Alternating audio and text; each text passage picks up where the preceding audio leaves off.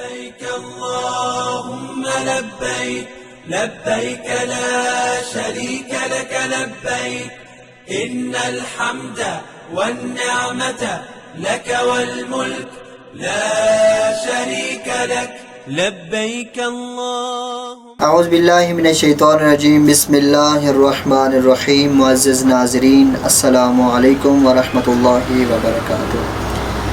Programme عید قربان کے حوالے سے میں ہوں آپ کا میزبان تجمل عباس خان، ولایت میڈیا چینل کی طرف سے. ناظرین، حمد ہے اس پروردگار کی کہ جو لم یزل ولا یزل ہے، کہ جو مانگنے سے پہلے عطا کر دیتا ہے. عید قربان کے اس پرمسرت موقع پر اس عظیم باپ کی قربانی کو یاد کرتے ہوئے کہ جس نے خوبصورت انداز میں اپنے بیٹے کو اللہ کی راہ میں قربان کر دیا.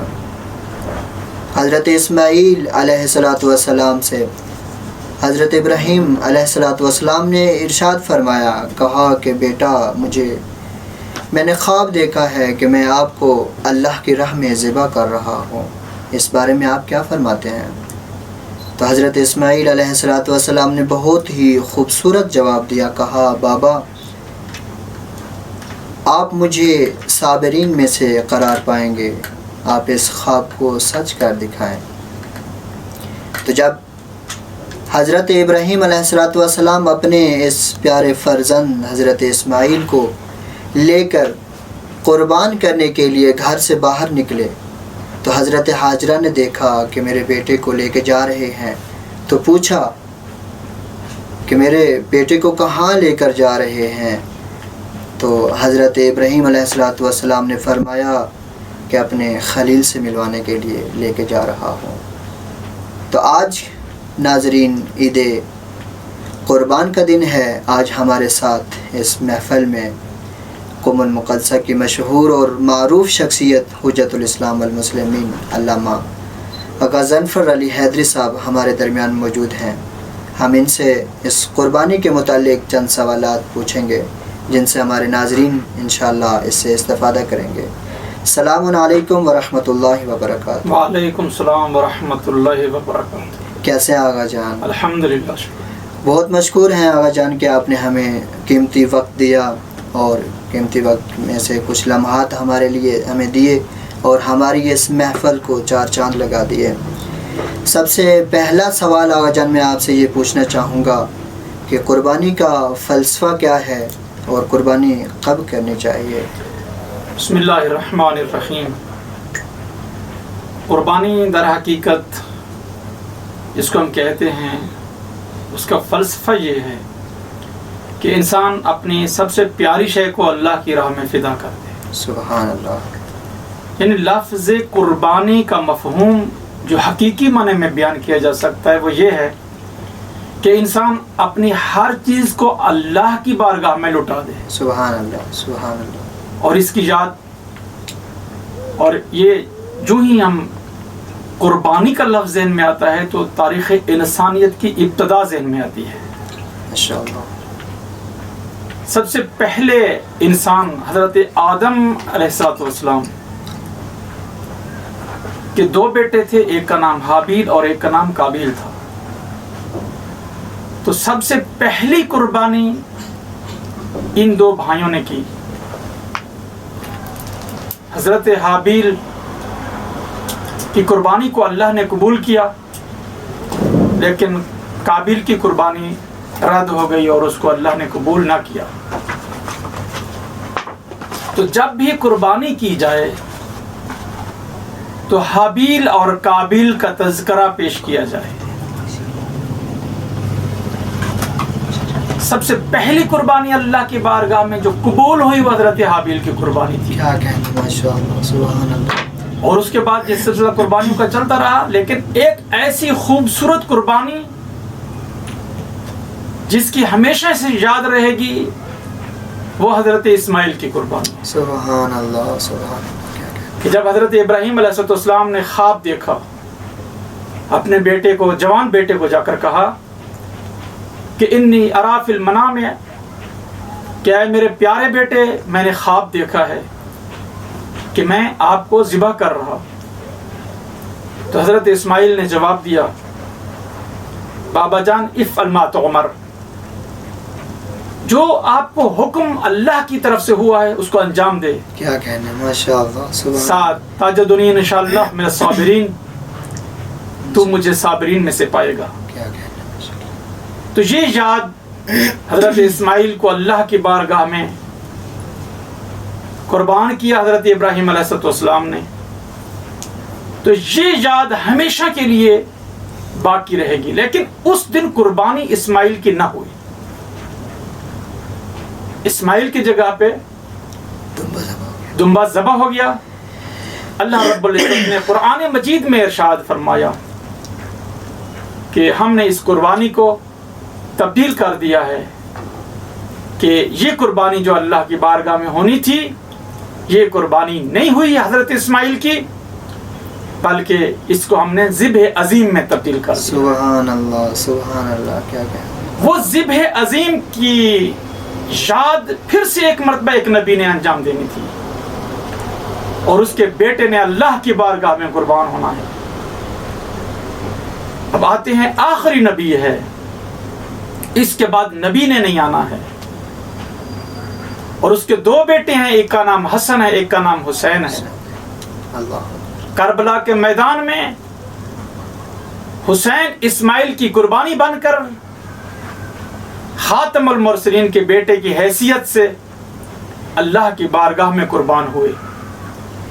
تو وہ اسماعیل کی جو قربانی تھی جس کو اللہ نے ذبح عظیم میں بدلا تھا، وہ ذبح عظیم کا مصداق حسین کربلا کے میدان میں قرار پائے. اللہ. اسی وجہ سے حضرت امام جعفر صادق علیہ السلام نے ارشاد فرمایا، اور امام باقر نے امام جعفر کو وصیت کی کہ جب منا میں لوگ اپنی اپنی قربانی کر رہے ہوں، مکہ کے اندر منا میں قربانیاں لوگوں کے ہاتھ میں ہوں، تو آپ لوگوں کو کہیں کہ ٹھہر جاؤ، میں تمہیں اس قربانی کا فلسفہ بیان کرتا ہوں اور قربانی کی حقیقت کو بیان کرتا ہوں. تو اس وقت اسماعیل کے بعد حسین کی قربانیوں کا تذکرہ کرنا اور اس کے بعد لوگوں کو اپنے اپنی قربانیاں ذبح کرنے کا حکم دینا. تو یہ فلسفہ ہے کہ نبیوں کی یاد ہے اور نبیوں کے بیٹوں کی یادیں ہیں. کیا کہنے، ماشاءاللہ. 3 نبیوں کے 3 بیٹے جو اللہ کی بارگاہ میں اپنی قربانی دیتے ہیں اور اللہ قربانی قبول کرتا ہے. سب سے پہلی قربانی حضرت اسماعیل، سب سے پہلی قربانی حضرت آدم کے بیٹے حضرت حابیل کی قربانی ہے جو اللہ نے قبول کی، اور آخری قربانی حضرت امام حسین علیہ السلام کی ہے جو اللہ نے قبول کی، جو کہ فرزند رسول ہے. اور درمیان میں حضرت ابراہیم کی قربانی جو اسماعیل کی شکل میں تھی، لیکن اسماعیل کی جگہ پہ مینڈھا اور دمبا ذبح ہوتا ہے. اللہ اس قربانی کو ذبح عظیم میں تبدیل کر کے نسل پیغمبروں سے ایک قربانی کو لینا ہے جو کہ کربلا کی یاد ہے. سبحان اللہ، سبحان اللہ، سبحان اللہ. اسی سے میں دوسرا سوال کرنا چاہوں گا آغا جان سے کہ پہلے سوال کے انہوں نے بہت ہی آسان انداز میں ہمارے ناظرین کو سمجھایا اور انشاءاللہ لوگ سمجھ جائیں گے. دوسرا سوال آغا جان یہ ہے کہ قربانی کے جانور کی کیا شرائط ہیں، اس کے بارے میں تھوڑا بتا دیں. قربانی کا جانور، پہلی بات تو یہ ہے کہ موٹا تازہ ہونا چاہیے، کمزور جانور نہ ہو، کیونکہ اب اللہ کی راہ میں جب قربانی کر رہے ہیں تو قربانی ایسے جانور کی کریں جو واقعاً اچھا ہو، خوبصورت ہو، موٹا تازہ ہو، بے عیب ہو. اب ان کے اندر کچھ شرائط پائی جا رہی ہیں. البتہ سب سے بہتر یہ ہے کہ اونٹ ہو، یا جو بڑے جانور ہوتے ہیں جیسے کہ گائے ہے اس طریقے سے. تو ان جانوروں کے لیے یہ ہے کہ یہ بڑے جانور جو ہوتے ہیں، یہ مصنون طریقہ یہ بھی ہے کہ یہ بڑے جانور کیے جائیں. چھوٹے جانوروں کی بھی قربانی کی جا سکتی ہے، جیسے کہ بکرا ہے، مینڈھا ہے، بھیڑ ہے، بکری ہے، ان کی بھی قربانی کی جا سکتی ہے.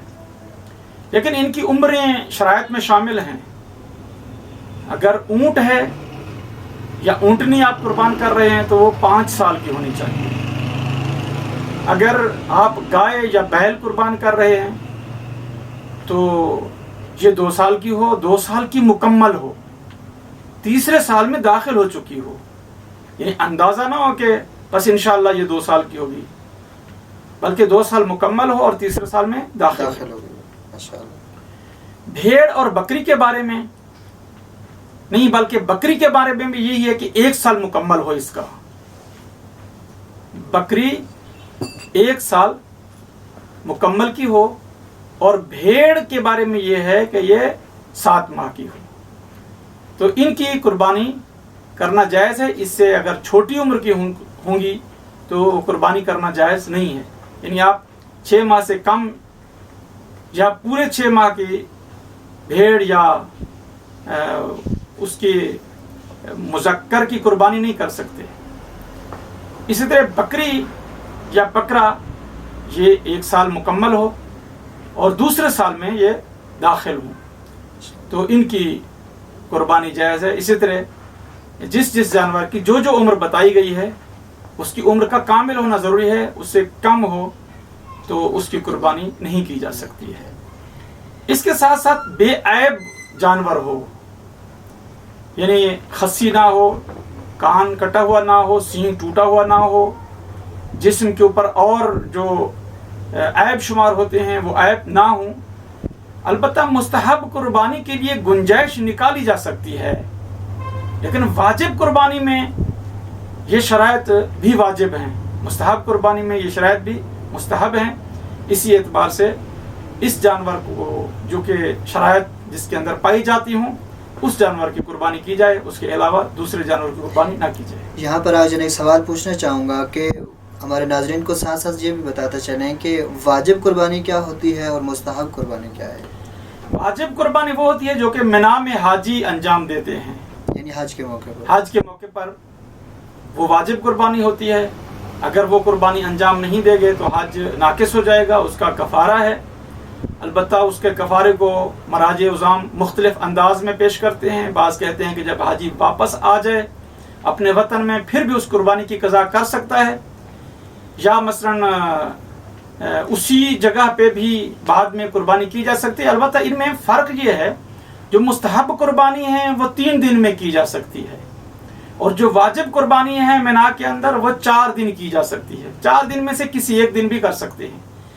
مستحب قربانی جو کہ ہم حج کے موقع پر کرتے ہیں، عید کے دن کرتے ہیں، اس کو 3 دنوں میں انجام دے سکتے ہیں، 10 کو، 11 کو، 12 کو. تو 10، 11 اور 12 ذی الحج کو ہم 3 دنوں میں کسی دن بھی قربانی کر سکتے ہیں.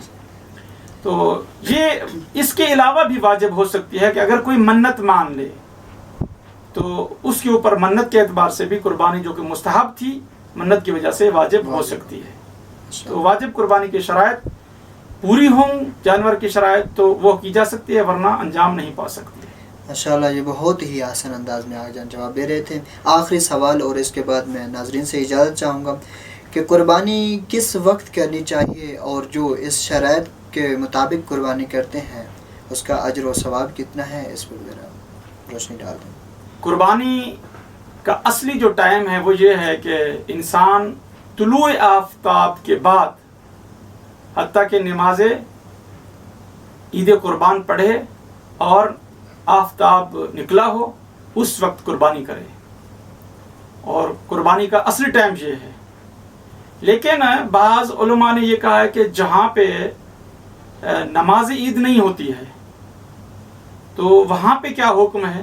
تو وہاں پہ کوئی اس میں امکان ہے کہ کچھ لوگ اگر پہلے قربانی کریں نماز صبح کے بعد، تو بہت قلیل علماء نے یہ کہا ہے کہ نماز صبح کے بعد قربانی وہاں پہ کی جا سکتی ہے. لیکن جو مسلمہ فتویٰ ہے اور جو مسلمہ حکم ہے وہ یہ ہے کہ طلوع آفتاب کے بعد نماز عید القربان پڑھیں، نماز عید القربان کے فوراً بعد جا کر اپنی قربانی کو ذبح کریں. حتیٰ کہ صاحب اللمہ نے تو یہ کہا ہے کہ اس دن فاقہ کریں اور سب سے پہلی غذا اور پہلا لقمہ اپنی قربانی کے گوشت کا استعمال کریں تو اس کا بہت زیادہ ثواب ہے.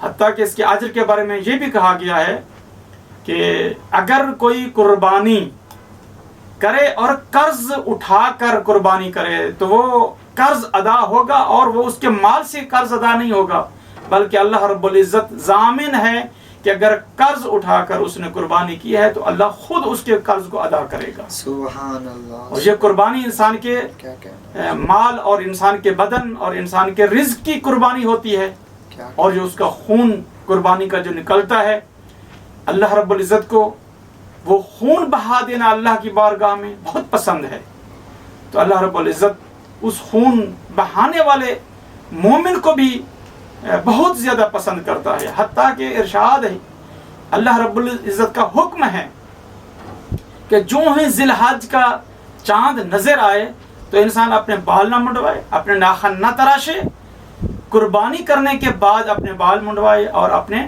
ناخن تراشے۔ تو جو ہی ناخن تراش رہا ہوگا اور وہ اپنے بال منڈوا رہا ہوگا تو یہ ذہن میں قصد کرے کہ اب جیسے ناخن تراش رہا ہوں، جیسے سر کے بال منڈوا رہا ہوں، ایسے ہی میں اپنے گناہوں سے بھی پاک ہو رہا ہوں۔ تو انسان قربانی کرے، قربانی کے بعد یہ عمل کو انجام دے تو اس کے لیے بہت بڑا اجر ہے، بہت بڑا ثواب ہے۔ اور انسان قربانی کرتے ہوئے خالصتاً اللہ کی بارگاہ میں قربانی کرے، اور اس کے 3 حصے کرے۔ ایک حصہ اپنے گھر میں خرچ کر سکتا ہے، ایک حصہ جو ہے وہ فقراء اور مساکین کو، اور ایک حصہ اقربا میں تقسیم کرے۔ یہ نہ کرے کہ قربانی کرنے کے بعد سارے کا سارا گوشت اٹھا کر فریج میں رکھ دے، اور فقراء اور مساکین اور اقربا جنہوں نے قربانی نہیں کی یا جو عید میں شامل ہونا چاہتے ہیں اور ان کے پاس گوشت نہیں ہے تو وہ ویسے ہی رہ جائیں، تو ایسے نہیں کرنا چاہیے۔ سبحان اللہ، ماشاءاللہ، بہت ہی اچھے انداز میں جواب دے رہے تھے۔ آخر پہ دعا کرتا ہوں پروردگار عالم آپ سب کی قربانیوں کو اپنی بارگاہ میں قبول فرمائے، اور ہم سب کو غرباء اور مساکین کے حقوق کو ادا کرنے کی توفیق عطا فرمائے۔ آپ سے اجازت چاہتے ہیں آپ کا میزبان تجربہ۔